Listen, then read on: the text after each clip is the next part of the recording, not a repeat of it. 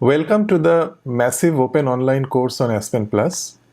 This is the lecture 2 of this lecture series.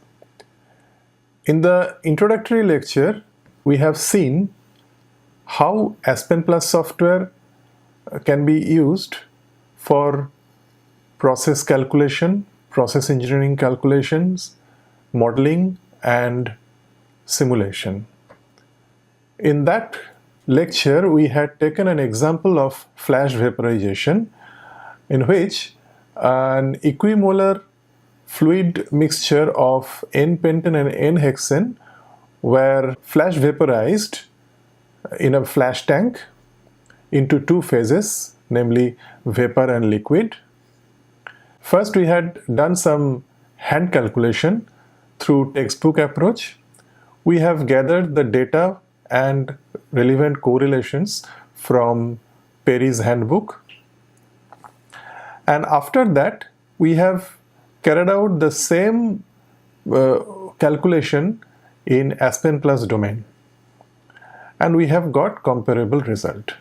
We have noticed that Aspen Plus software does the job rather fast and quite easily. And most importantly, we didn't have to write even a single code for that task. Today, we will go into the details of Aspen Plus and how it is used. I would like to tell an important information that Aspen Plus is available only for Windows operating system. Unfortunately, it is not available for Mac or for Linux or anything else. So whoever wants to use Aspen Plus, they have to have one Windows operating system. So this is a typical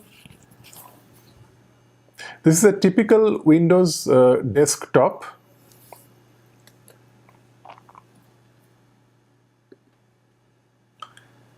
And here you find the Aspen Plus icons. I have already loaded them in my machine, so you can find the Aspen Plus icon on the desktop. I have two versions. One is version V8.8 and the latest version V11. Now in this lecture, I shall follow version 11 because it is latest. But whoever has 8.8 version, they also will be benefited with this lecture series. So in order to work with Aspen Plus, first we have to click on the icon, double click on the icon.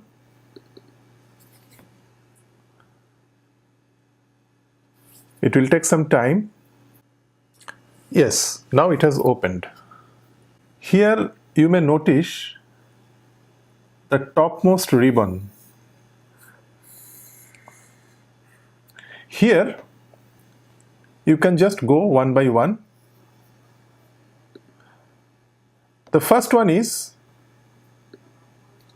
what's new. So what's new? It gives the information about new features in this version of Aspen Plus.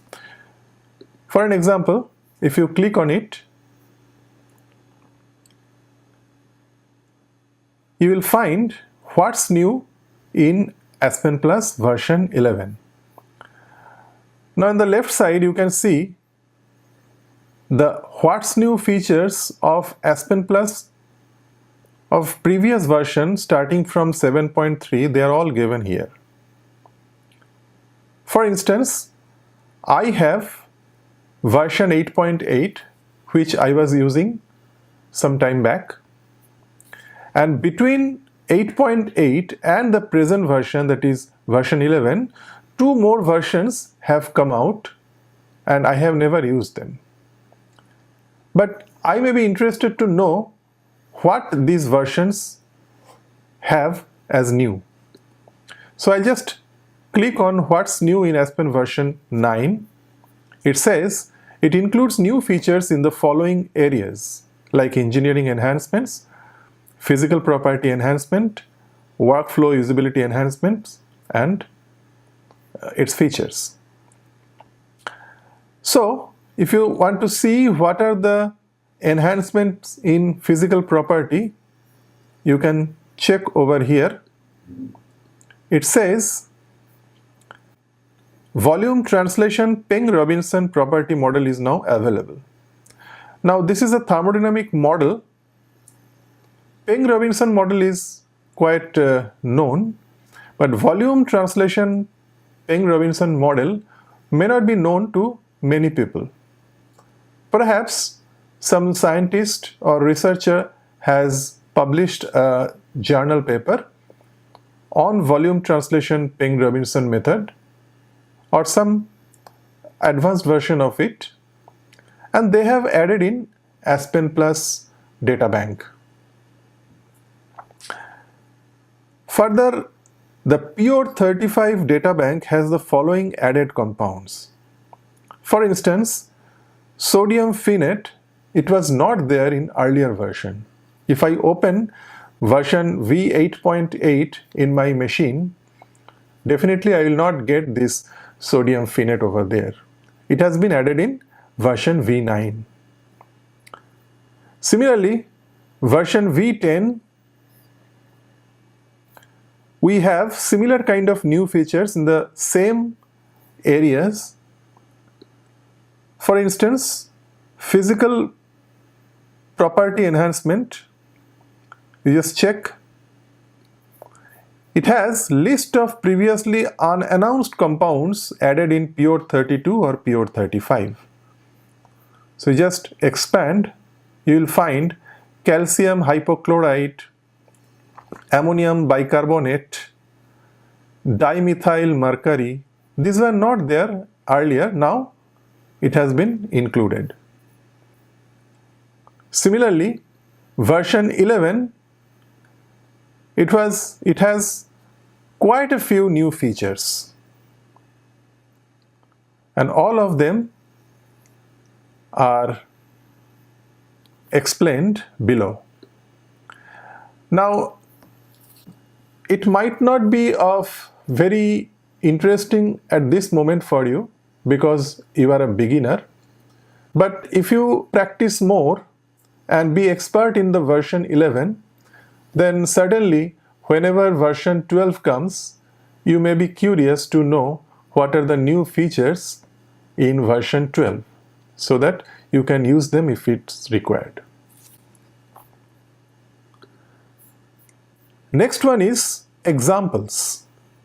So it contains the example files delivered along with Aspen Plus software. So you do not have to download from anywhere, or you do not have to purchase it separately. They come along with the software. Just let us see what are the things available.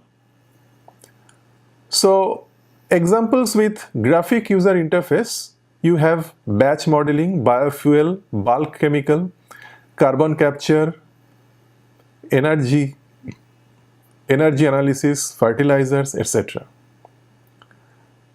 Now let us see what is there in carbon capture. Let us open. We find many things. Among them, this might be interesting. Amines E-NRTL-RK.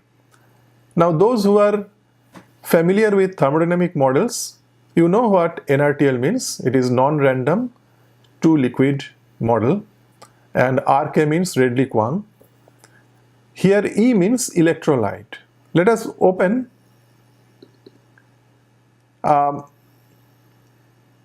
This basically is amine based absorption of carbon dioxide. You might be aware that amine based carbon dioxide absorption is a very well established technique for CO2 sequestration.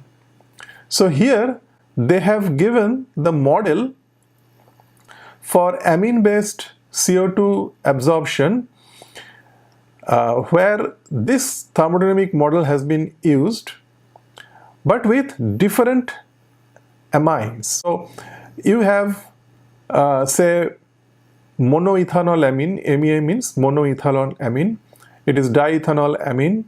It is MDEA, PZ. PZ means piperazine, and so on. There is a mixture of piperazine and MDEA. So let us open this particular model, monoethanol amine. Just open it. Let us see what is there. Yes. So you can see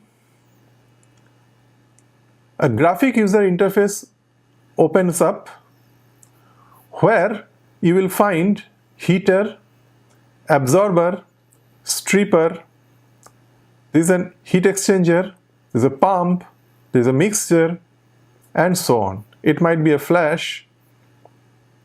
So this is a model where the amine based absorption of CO2 is carried out.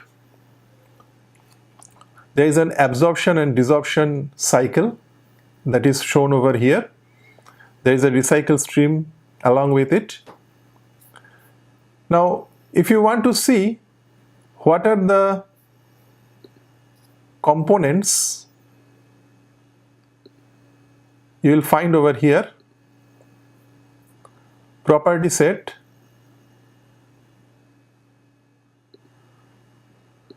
component specification.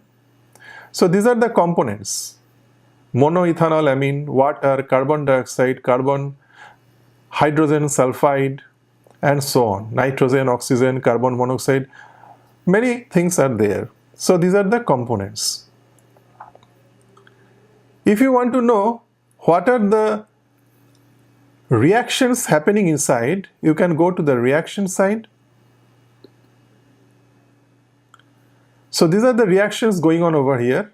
These are equilibrium based reaction, kinetic reaction, and these are the reaction stoichiometry.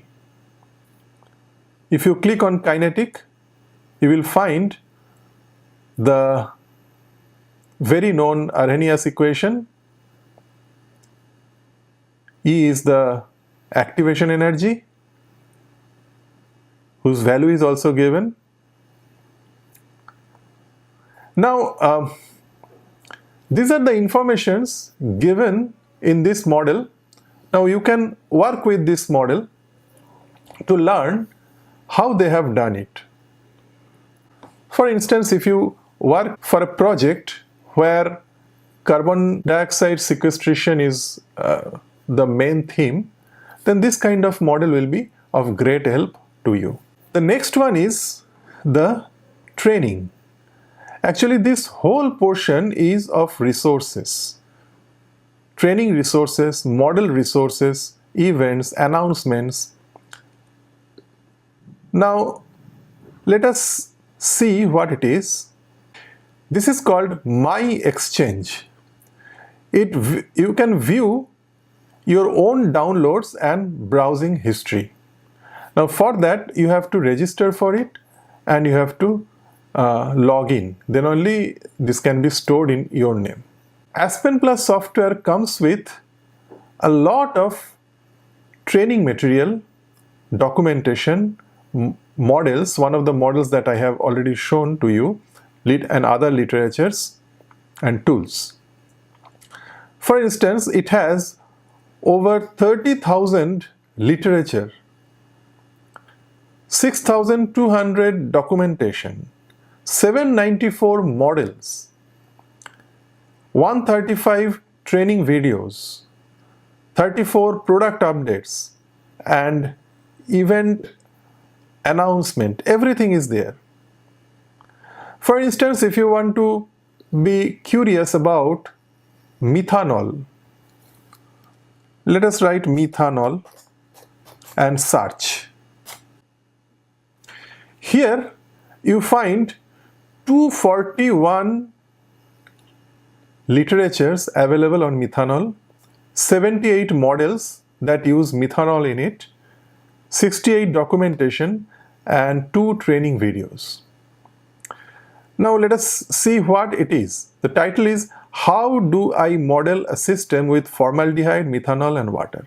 All these search results, they have methanol, the keyword methanol in it. Now let us see what it is, and it is freely available. You don't have to pay anything for that. So it is developed by organization Aspen Tech. It is a free item. So if you want to see the article, just click on view article. So here it will show how do I model a system with formaldehyde, methanol and water. So this is a problem statement and this is a solution where they will tell you what kind of model has to be used for such modeling. It is unifac liquid activity coefficient model. Okay? And this property package is applicable for the following range of condition. And they have taken it from the reference. These are the references. So from AICHE journal, 2 are from AICHE journal, and the third one from AICHE symposium series. So it's not from any arbitrary source. The source of their information is also reliable. Now suppose you want to check something about the carbon dioxide for CO2 sequestration. So just write carbon dioxide and search. So here you have how to fit CO2 partial pressure, how do you model liquid CO2 and so on. Okay. Suppose you want to see what is the training video available for CO2. Just click on it. So one training video is available on thermodynamics university module, regression of Henry's constant from vapor liquid equilibria. So if you view this article, or this is a video I think, so if you click on it, the video will open. There was an article associated, you can see the article, but you can also view the video. So welcome to Aspen Plus V8.6 Regression of Henry's Constants from Vapor Liquid Equilibrium Data teaching module. For information on navigating the course, please refer to the navigation hints located above the slide. Click the next button on the right-hand corner to begin. So not only you can watch the video, but there will be verbal description of the product also. So if you press next, gas solubility is generally very small, up to a few percent. Henry's law is used to model vapor-liquid equilibrium of non-condensable gas, as opposed to Raoult's law, because the liquid vapor pressure of the non-condensable component required in Raoult's law does not exist above its critical temperature. Both carbonated drinks and diver sickness are common examples of Henry's law, in which the solubility of a given gas in a liquid is directly proportional to the partial pressure of the gas above the liquid.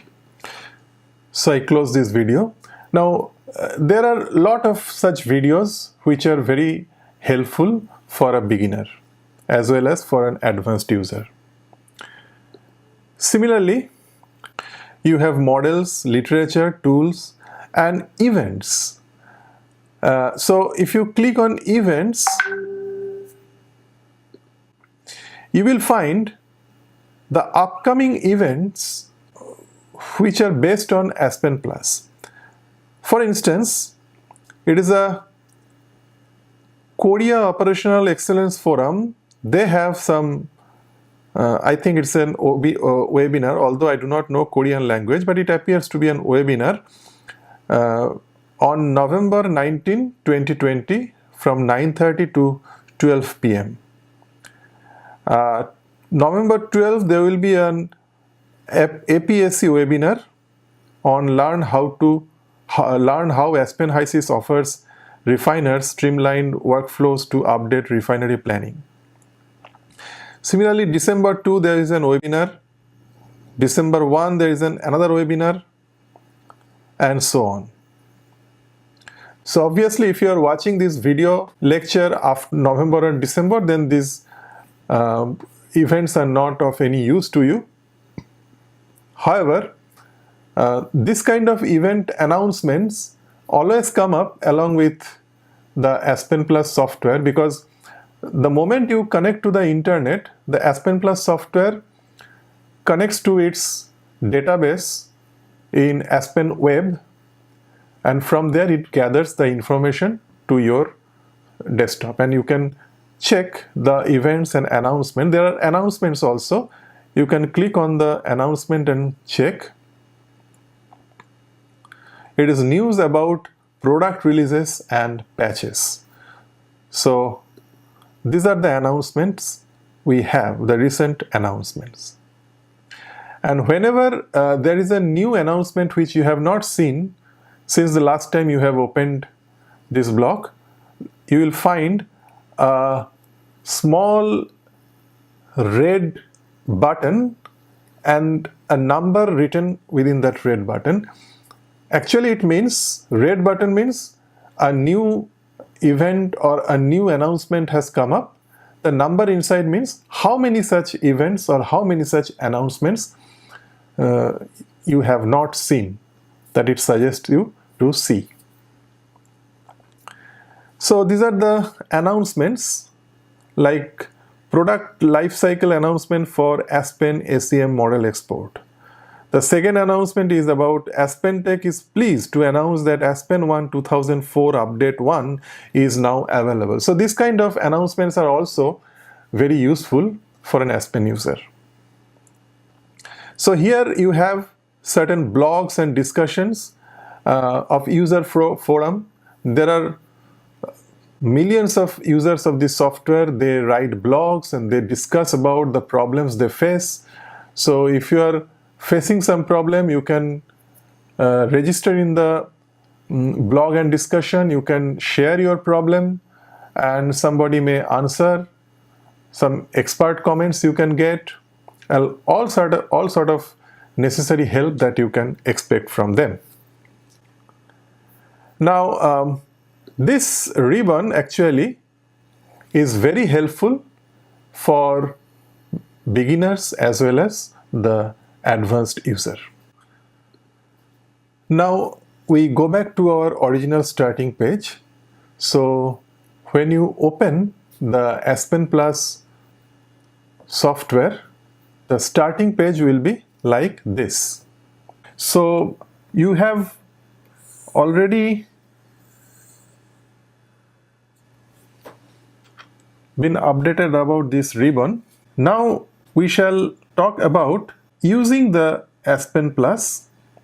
For that you have to open a new file or open an existing file. Now for opening an existing file, they will give you some hint of recent model, because you may be willing to start your work with a recent model that you were working a few minutes back or few hours back. We always try to work with some recent model first. So these are the recent model that I had worked with in past few days. For instance, this particular model we were working with just now. Okay, 5 minutes back we explored this model, the features and all. Now this flash,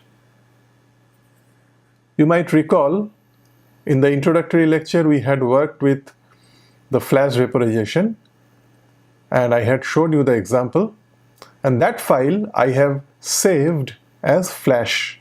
So flash dot the file extension. Now here you can see an interesting thing.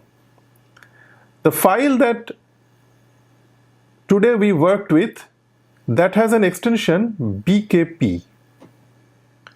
Whereas the file that I worked with to show the introductory lecture, its extension is either APW or APWZ.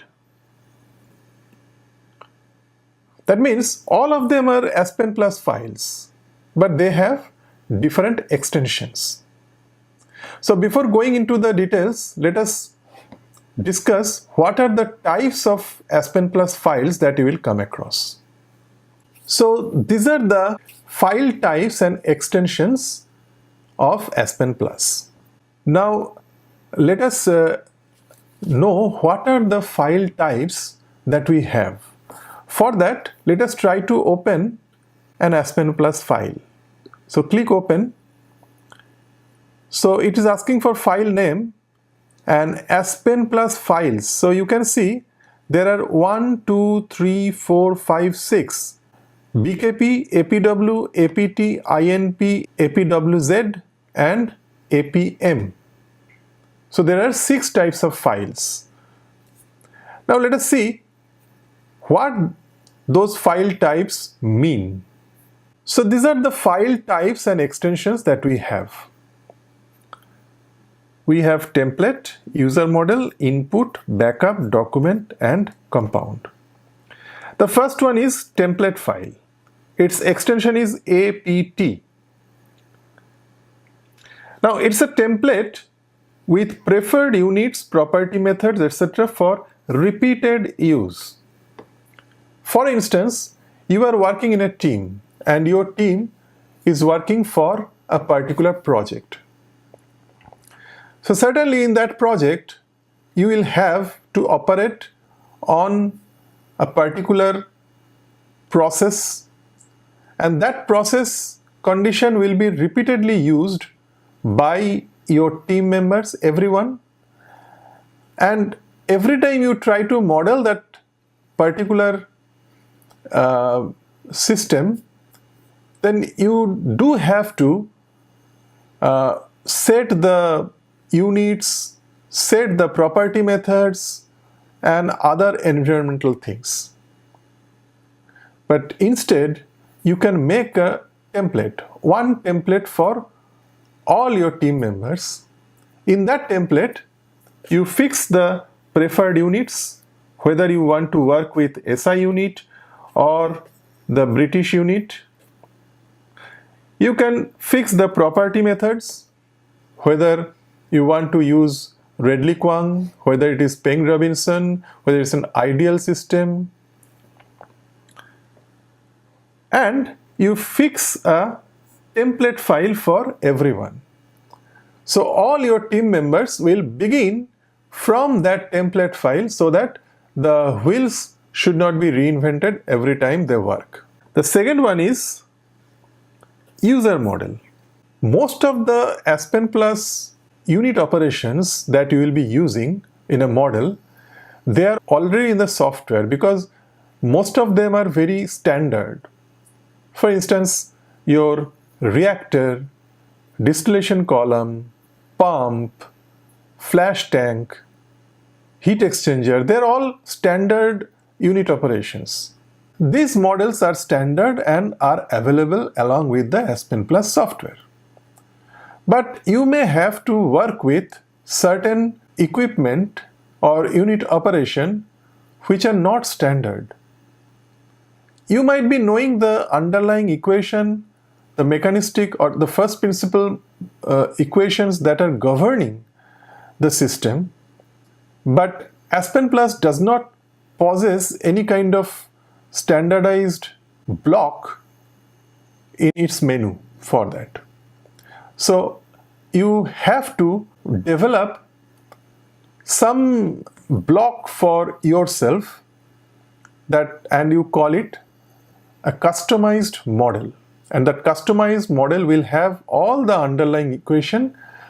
You make it for yourself and your team members, and whoever wants to work with that particular equipment, he or she can bring it down from the menu and set it for its operation. So that kind of set or that kind of model can be kept under this user model whose extension will be .apm. The third type of model is input model .inp. Now, this model is a compact summary of input specification but no result.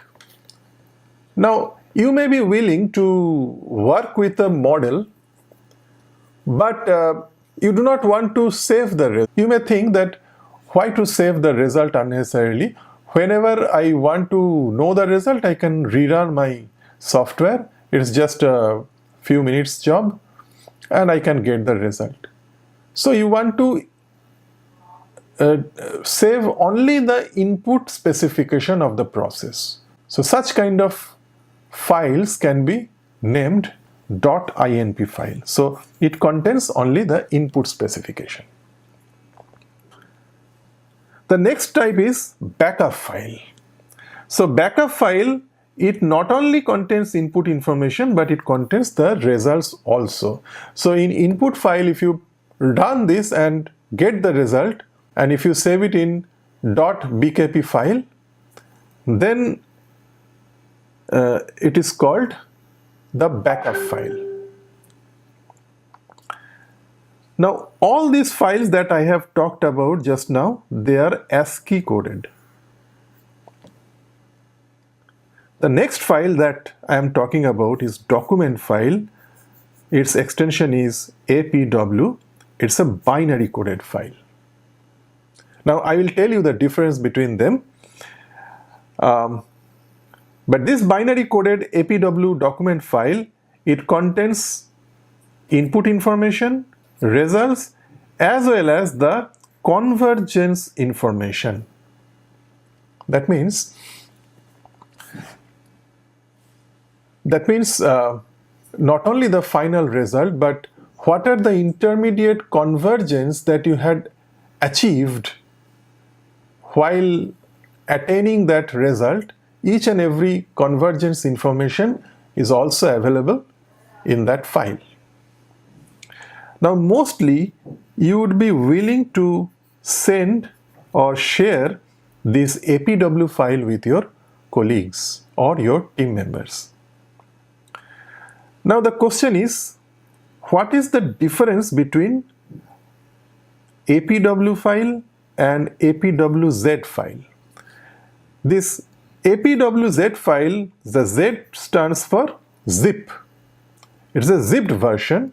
It's a compound file which is also binary.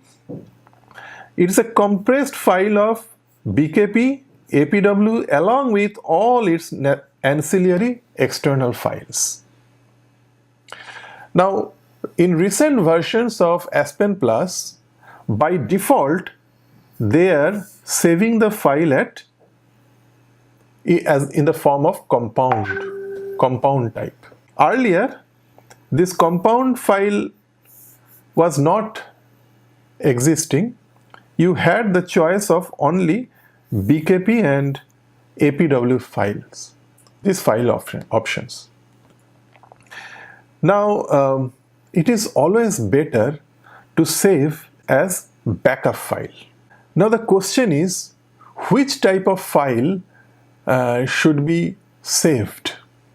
Now, for that, we need to go deeper into these two types of files. For that, let us go to the location where I had saved my files. Now, this is the location where I have saved my files. You can see the folder flash. You will find two types of file. The first one is APW, the second one is BKP. So I have saved them in two versions. Now let us explore further. Here you type flash.apw. It's a binary coded file, but if you type BKP, it is ASCII coded. That means you can take a printout of this file and keep it somewhere as a printed document, so that in future if your storage gets corrupted, then you can recover your work. Although it will be a tedious job, but you will not lose anything. So it is always better to save it in BKP version rather than APW version. Aspen Plus by default it saves in APWZ file. From there you can extract BKP or APW later whenever you want. But you also have the option to save in these versions the way I have saved the flash BKP and flash APW files. Now there are various types of runs that can be conducted in Aspen Plus domain. These are the types of runs that you can do. The first one is property estimation. The second one is assay data analysis, then property analysis, data regression, and the fifth one is flow sheet. Now this flow sheet environment we have already seen when we worked on the flash vaporization problem. So it is used for standard process simulation, including sensitivity studies and optimization. Although the sensitivity studies and optimization we have not done in that exercise, but it can also be done. But this flow sheet run, it is dependent on other things, other type of runs. Whereas these four types of runs are all standalone. They are independent runs. Let us discuss one by one. The first one is property estimation. That is to estimate the property parameters. For instance, in the flash vaporization model we worked with N-pentane and N-hexane. If we recall, we had the inlet fluid, although equimolar, but they were having the temperature 140 degree Fahrenheit at 75 psia pressure, and inside the flash tank the temperature was 130 degree Fahrenheit and the pressure was 15 psia.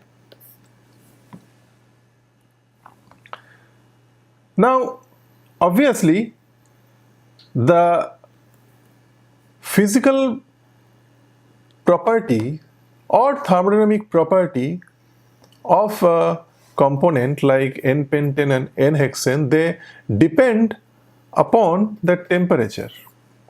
We all know Antoine's equation. It is for vapor pressure measurement.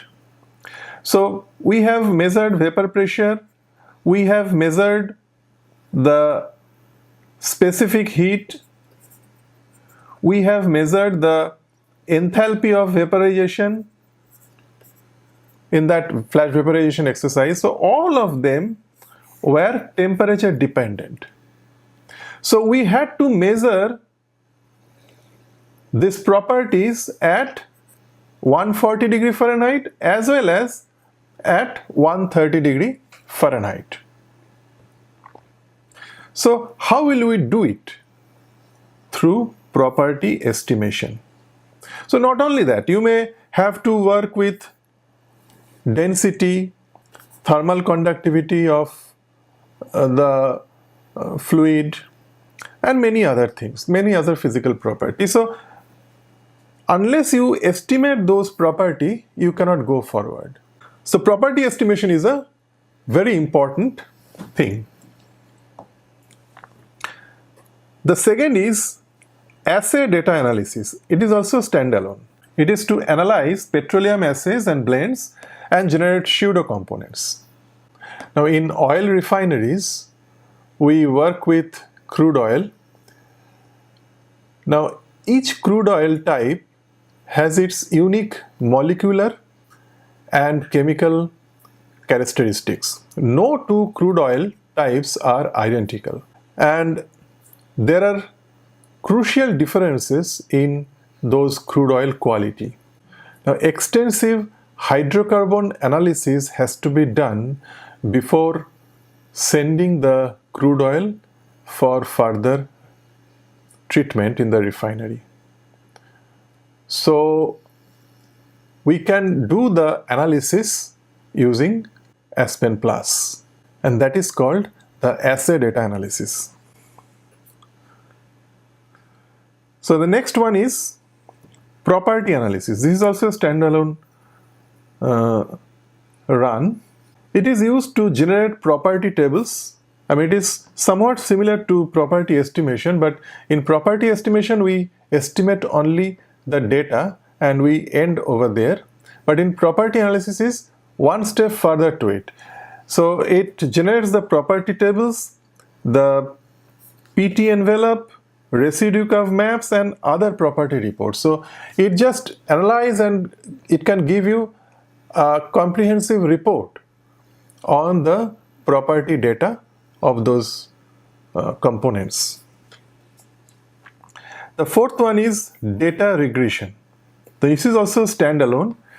For an example, if you have a pure component which has not been there in the database of Aspen Plus, it's a new kind of component, then you can take the experimental results, you can have the density versus temperature or vapor pressure versus temperature data, and you can do the regression to find out the model parameters and you can set it. So that kind of regression also can be done through Aspen Plus.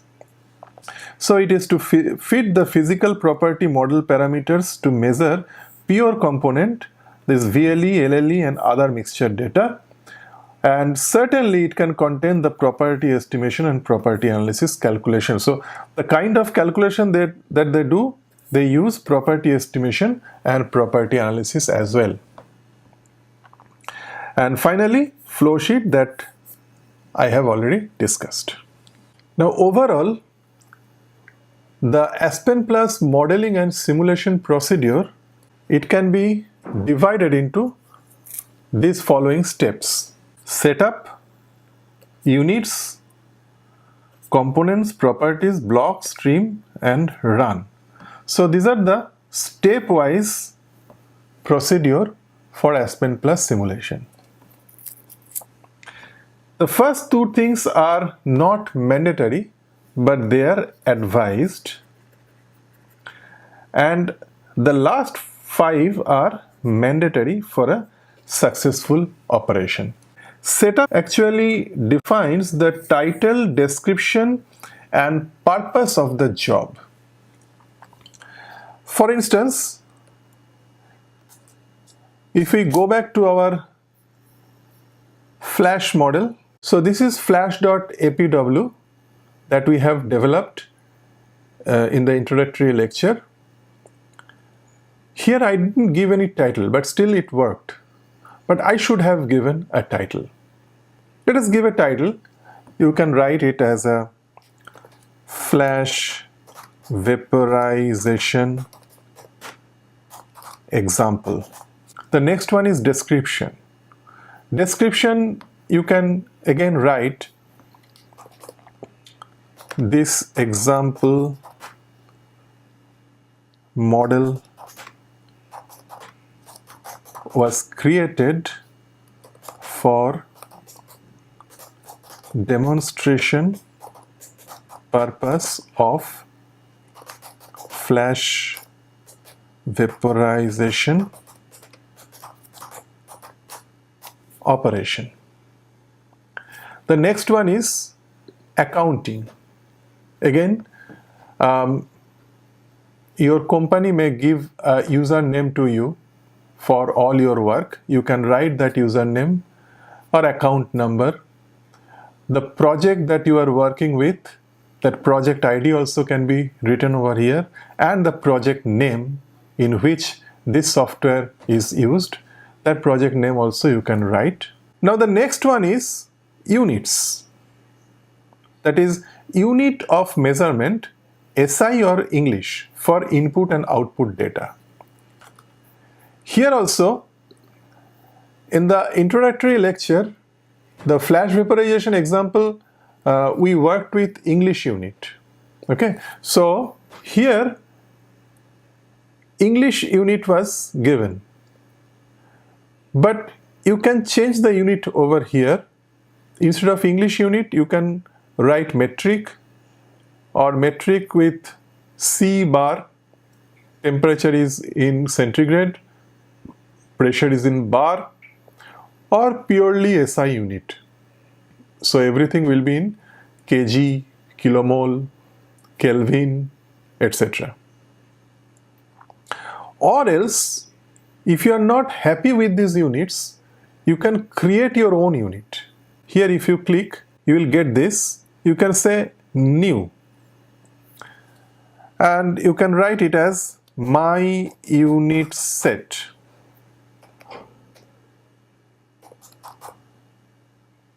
Okay, there is a character limit. You cannot use more than 8 characters.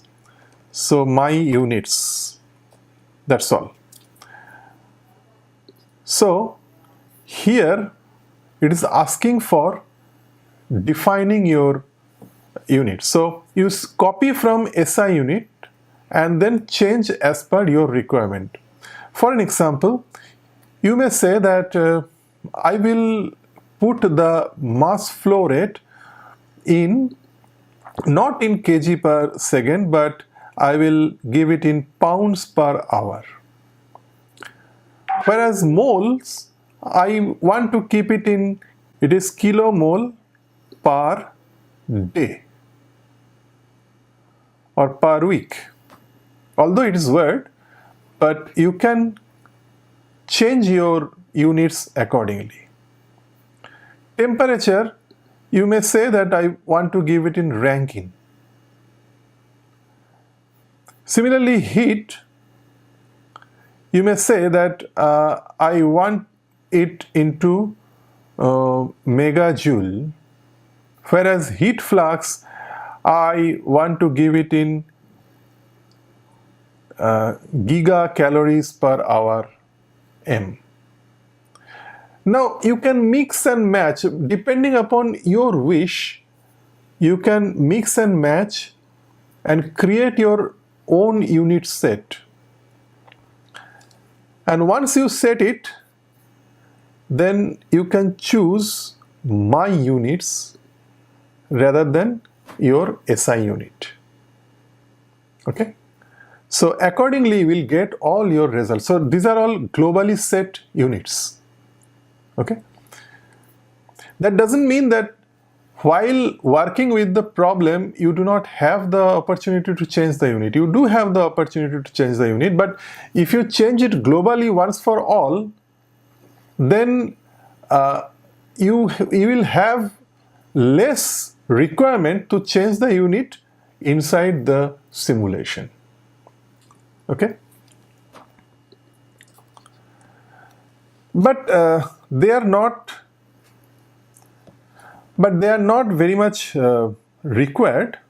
So these two things you can always skip. You can use the default one, whatever it is there. But these are very important. First is the component and properties. The next one is blocks and streams. The third one is run. That is the run that you want to do. Now obviously, if you want to do property estimation, then you do not need this block and streams. They will come only for flow sheet run. Now the components are chemical components to work with. For instance, we worked with N-pentane and N-hexane for our flash vaporization operation. And then the properties, physical and thermodynamic property methods and model. In our flash vaporization exercise we have taken an ideal system, but in reality some kind of non-ideality will always come. So based on the components and the system, you will have to choose your physical and thermodynamic property methods and models. So you have to know what kind of models that you will use. So there are help files for property methods that I will explain later.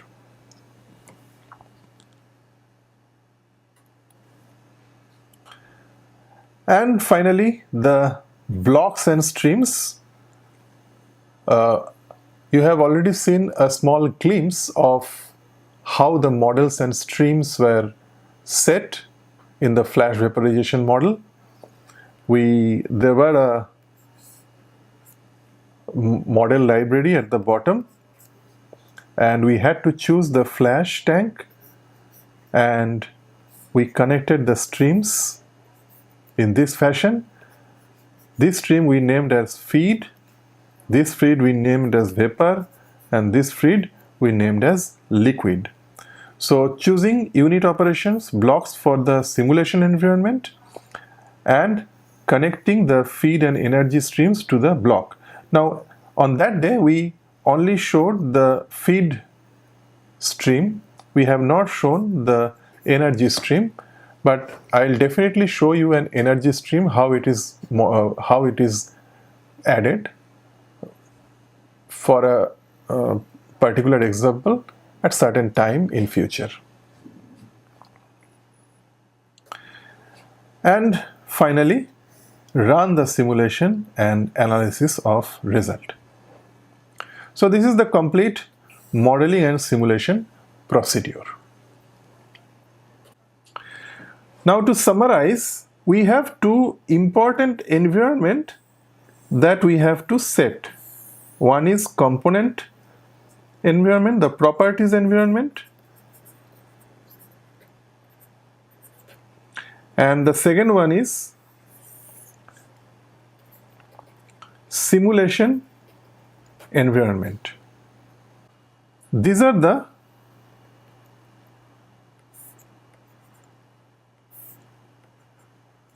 two items that we have to take care: properties environment and simulation environment.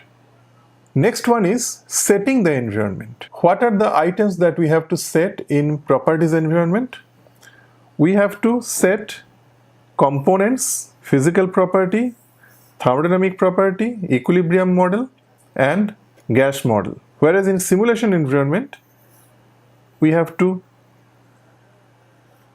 add flow sheet which contains the blocks and streams. Streams will have both mass and energy. Now let us get introduced to various features that are available on the Aspen Plus simulation window. At the top, you have menu bar, file, home, economics, batch, dynamics, plant data, etc. We will learn one by one later, but these are the menu bar where you will get various features of Aspen Plus. Then at the corner, you may find one question mark sign. This is help button. So if you click here, you will get help, ready help. For instance, if you want to know about some thermodynamic model, say Peng-Robinson, so you write Peng-Robinson,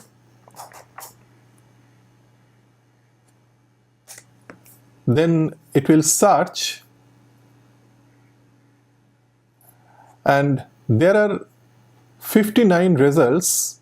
Aspen Plus has various documents where Peng-Robinson has been mentioned. This is the original Peng-Robinson equation of state. This is volume translated Peng-Robinson method that we just talked about half an hour back, and various other variation of Peng-Robinson equation. So you can get lot of information over here. So this is the equation for Peng-Robinson model. This obviously the main flow sheet where you can build your model. You can get models from the model palette. This is model palette. Here you have mixers and splitters, separators, exchanger, column, reactor, pressure changers, etc. So you can just bring in the model that you want in your system. And this is the material stream, and you also have heat and work stream. Heat means energy stream. So it will not carry any material, it will carry energy. Then obviously this is the scroll bar. These two are scroll bars, and this is the select mode. If you select like this, then the whole part is selected, or you can select only this much, then only the block is selected. And then you can copy, you can cut, you can paste elsewhere. And this is the prompt area. Prompt area means here everything that happens over here will be prompted. For instance, suppose you go to the stream. So this is the stream, it is feed stream. You change the input of the stream. So instead of 140, you say 150. Okay. The moment you change, it will be prompted input changed. Okay. Now, when you run, this is the run button. So when you run, it will show results available. Now it did it too fast, but between input changed and results available, there was a very short period of time. You might have seen processing. So they are processing the calculation. So that message also appeared, but for a very brief period of time. So ultimately, the results available right now. And the last one is the next button. If you press next, then the Aspen Plus will take you to the point where the next input is required. It will go in series until and unless all the inputs are given and the model is ready for further simulation. So it is always better to press next whenever you are building a new model in Aspen Plus. Now we will learn about various symbols which are used as status indicator for Aspen Plus simulation. For example, suppose in input, you will find that there is a small blue circle within which there is a white tick. This always means that the input is complete, or if it is there in results, then results are available. Either it means results are available or it means the inputs are complete. For instance, suppose these are the minimum input information, those are required for the simulation to go forward. Now, if I delete this information, then it will show a circle with half red and half white. This particular symbol indicates that the input is incomplete. We just hover around it, it will show required input incomplete. That means the simulation cannot go forward with this. So if you do not want to give pressure you can give vapor fraction. So you can say vapor fraction anything between 0 to 1. But information has to be given. So if you give vapor fraction, say, if you say our input contains 50% vapor and 50% liquid, then vapor fraction, if you give 0.5, again you will find blue tick. I mean white tick within blue circle. That means input is complete. Now you might see that you have got a new type of symbols that have appeared over here. This symbol will occur if the input has changed. So here the result summary exists, but input has changed. So the results that you will get over here, that is not reflecting the result of the simulation for this set of input, because the input has changed. So when you run it, if you run, this is the run the simulation button. So if you run, again you will find all of them with white tick within blue circle. So that input change option has vanished. Again, if you change it to say 140 to 150, this symbol arrives again. And there is another type of symbol which is red colored cross mark. And that means the results are available, but there is a calculation error in it.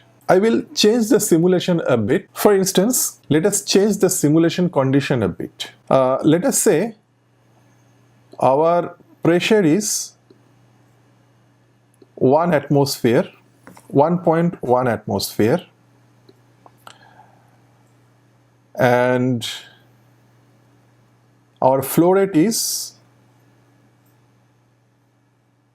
1 kilomole per hour.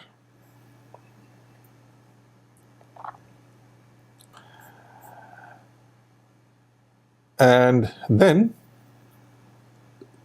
we want actually this particular vapor to, let us change the name so that we can understand it better. Let us go to the main flow sheet. We rename it as feed. This we rename it as vapor, and finally this we rename it as liquid. Then we'll learn it better. Now feed we have reformatted. Now feed,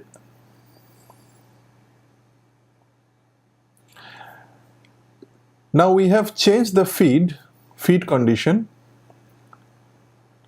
Now vapor condition we may not give, because vapor condition is not required.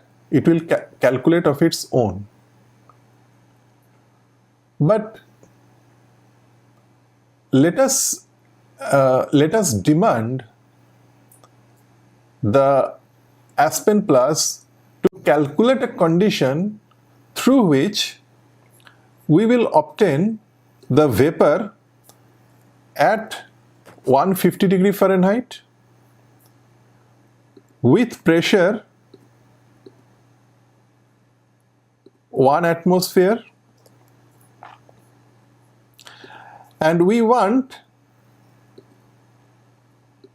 the entire vapor, entire content of the feed to go to vapor,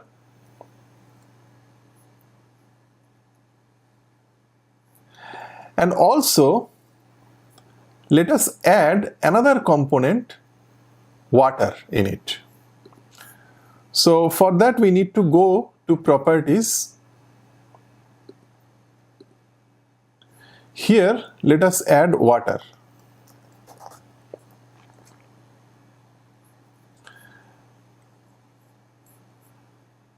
And then let us run the property estimate. Okay, go back to simulation. Here in feed, let us change it to 0.4, 0.4 and give 0.2 to water. And we want the vapor to have the same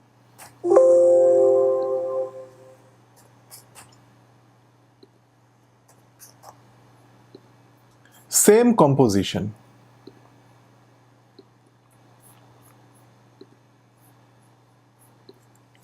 Right? So let us go to block, and we will say that block temperature should be 200 Fahrenheit and there is no heat duty, zero heat duty. Okay. Now let us see what happens. So let us understand what are the changes that we have made. First, we have added a new component, water, and then we are saying that my feed contains 40% pentane, 40% hexane and 20% water. The total mole flow rate is 1 kilomole per hour. The temperature 140 degree Fahrenheit and pressure is higher than atmospheric pressure, so it is 1 atmosphere. So that enters in the block flash where the temperature is higher, it is 200 Fahrenheit, and we are not giving any heat duty. The heat duty is 0. And then we are going to vapor phase. We are expecting the entire fluid content will come out as vapor at the same mole fraction. Obviously, if everything comes here, then mole fraction will be identical. But we want the temperature to go up as well as the pressure should be reduced. So think of the condition. My feed is at lower temperature, higher pressure. Vapor is at higher temperature, lower pressure. In between, it goes through a block flash where the block is maintained at 200 degree Fahrenheit with zero heat duty. Now, this kind of situation is practically impossible.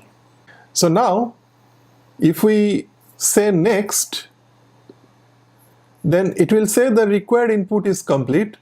Run the simulation now. We will say yes, you run the simulation. Immediately, it will give some error message. So what it will say? It says results available but with error. Okay, so this is the red cross mark. I mean red button with a white cross inside. This means results available but with error. Okay, so it is severe error actually. So these are the problems that has been stated over here. Simulation calculations complete but with severe error. So these are the various status indicators and their symbols. So we end our lecture at this point. We'll continue in the next lecture. Thank you.